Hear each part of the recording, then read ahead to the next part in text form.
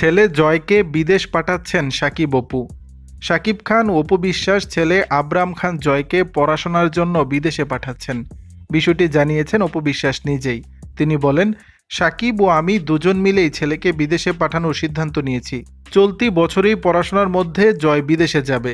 তবে ছেলেকে কোন দেশে পাঠাবেন তা আপাতত গোপনই রাখলেন অপু।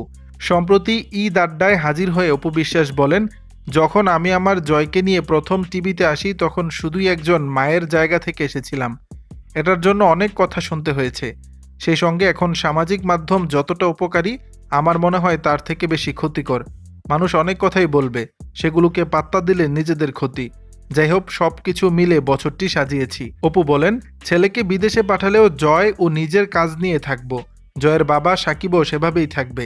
সেখানে জয় একা থাকবে না, আমাদের পরিবারের সদস্যরা মিলেমিশেই থাকা হবে। কারণ জয় শুধু আমার জীবনে সবচেয়ে বেশি গুরুত্বপূর্ণ নয়, ও আমাদের পরিবারের সবার কাছেই গুরুত্বপূর্ণ। দর্শক, বিষয়টি নিয়ে আপনাদের মতামত জানাবেন নিচের কমেন্ট বক্সে।